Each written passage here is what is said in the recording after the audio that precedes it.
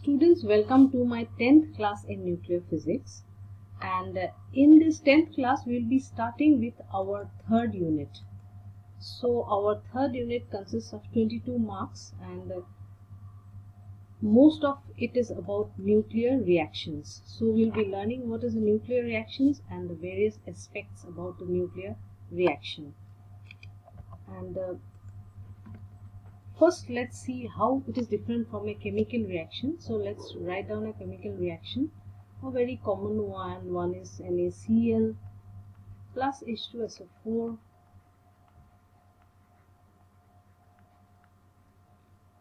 which gives us obviously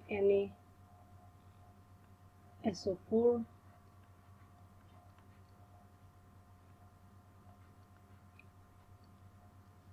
plus HCl.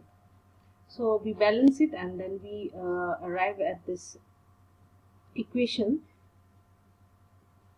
So look at this. Here we had a compound of sodium and chloride, and this one again hydrogen, sulfur and oxygen, and we have these elements here.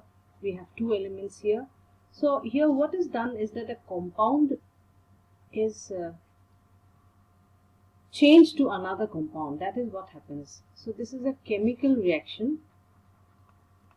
And what about a nuclear reaction? In a nuclear reaction,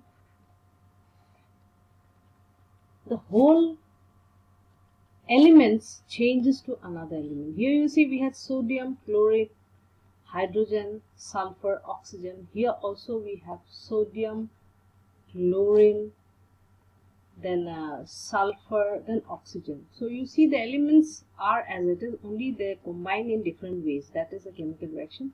But in nuclear reaction it is much more intrinsic in nature, because you see an element itself changes to another element. And just think how an element changes to another.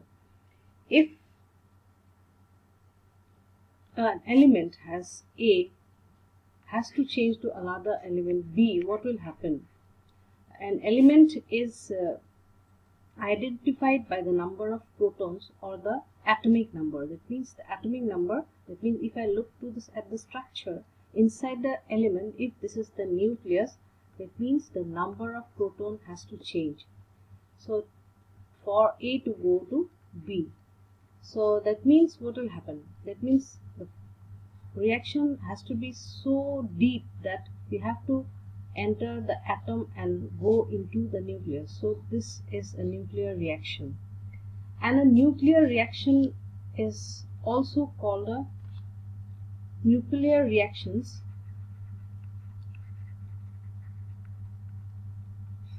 The first actually nuclear reactions are of two types. One is generally called nuclear transmutation. They are called nuclear transmutation, or they are just also called transmutation reactions.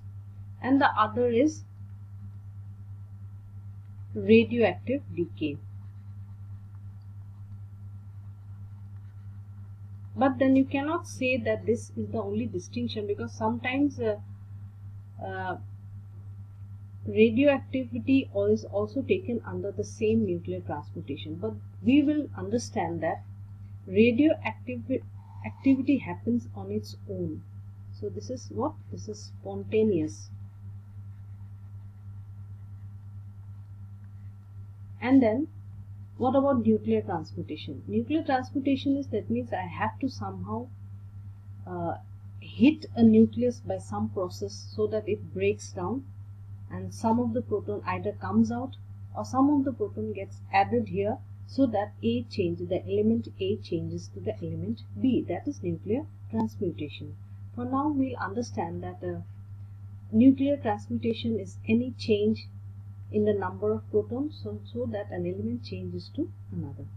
Nuclear reactions are also like this. But here is a confusing part, because you see nowadays radioactivity can also be caused, can also be induced artificially, which falls under artificial radioactivity.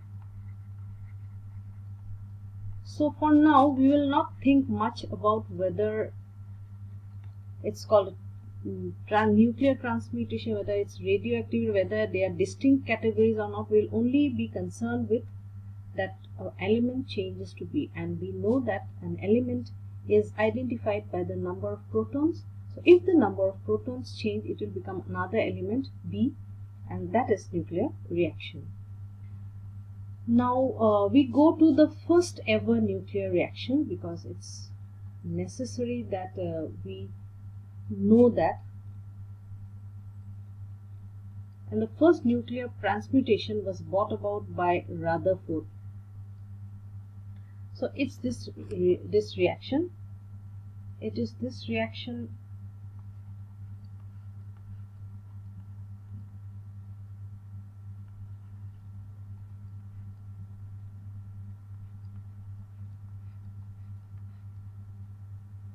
This is nothing but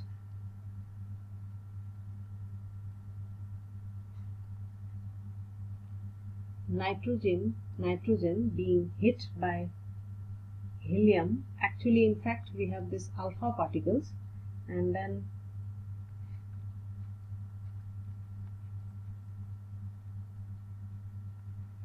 this is possibly a new language for you, but then it's not very difficult, so we will remember and we will understand this in today's class. Look at this. What is this? This is nothing but a proton, because we are talking about the nucleus now. So this is a proton, this is an isotope of oxygen, this is nitrogen, this is fluorine in an excited state. Here in nuclear reactions, always a star denotes an excited state. And what is the significance of an excited state? That it will not remain like this. It will because everything in this world, you know, wants to go back to the ground state. So it will go to the ground state like this. So this is just an intermediate step. We can also write is as this is goes to with an arrow this way. We don't write an equal to sign here, we put an arrow here. So this was the first nuclear reaction that Rutherford had synthesized in 1919. And before that, people did not know that an element can be changed to other. You look at this. This is nitrogen, and it changes to oxygen. So we always used to think before that an element which is an element, it has got a place in the periodic table. It will always remain like that for the rest of its life. But then Rutherford proved this to be wrong, that an element, yes, can be changed to another element, and that is a nuclear. That is the starting point of a nuclear reaction. Now we look at different things like how a nuclear reaction can be represented. So a nuclear reaction usually is represented in this manner: X plus X goes to Y plus Y. That means what? This is the element, or this is the element that has changed to Y. And how? By bombardment with X. You hit the element X, which of course will have to be in the form of a material. You cannot hit a nucleus, isn't it? You cannot find a nucleus alone. So you will have a portion or a block or a sheet of that element X. It will be hit by, like this, another small particle. It has to be small, and as a result we get the element Y. That means X changes to Y. So if I show it diagrammatically, this is my element X. I have hit it with X, an element X. So what it becomes? It becomes Y with the emission of a particle Y. That means while changing from X to X, by hitting with small x, which is a small particle like this, it gets X gets converted to Y, but we have a small particle y like this. Now this is a very simple form. It will not always be like this. Sometimes it may happen that you will have a number of particles, y1, y2, y3, small particles like this. So that means this was hit by this, and as a result we have something like this and small 3 particles, or it may be more than that, but usually it is not much, not too many particles. So these are particles and these are nucleus, these are elements. So and then sometimes it may be that you may not have these at all. That means I hit X with a small particle small x, and then as a result when I hit it, what is the result? I get Y without emission of any particle. That means this X gets absorbed in the nucleus of X and then it becomes another particle X. It may happen like this. So this is only the simplest case, and here we will name things like this. What is X? X is called the X is called the target nucleus.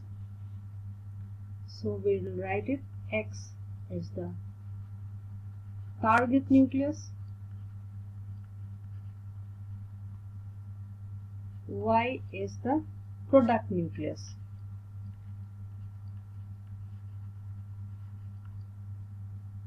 Product nucleus. Small x is called the incident particle. Small x is the incident particle, and small y is called the product particle.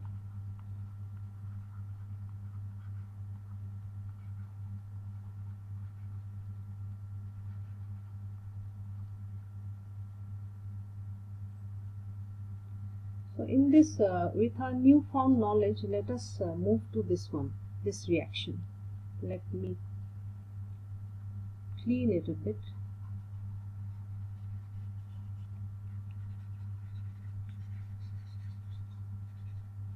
So here, this is capital X and this is Y. This is small x and this is small y. This is the product particle. So things are like this actually, students, and after this we move on to the types of nuclear reactions. There are different types of nuclear reactions. So types are like we have elastic scattering. That means scattering is also elastic scattering.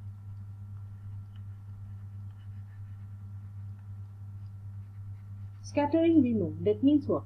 X plus X. If we have just X plus X, then we call it, that is also obviously falls under nuclear reaction. That means they remain unchanged, they don't change, the energy and momentum all remains conserved, and that is elastic scattering. Number 2, inelastic scattering.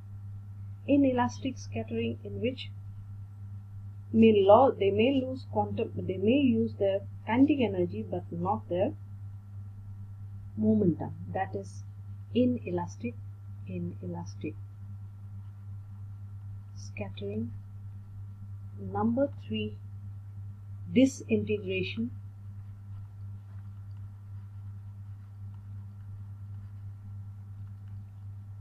So we will be looking at examples of these also. Number 4 is radioactive capture.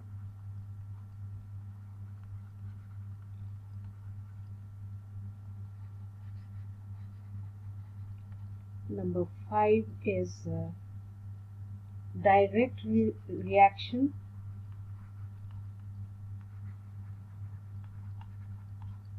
Number 6, spontaneous decay. Spontaneous.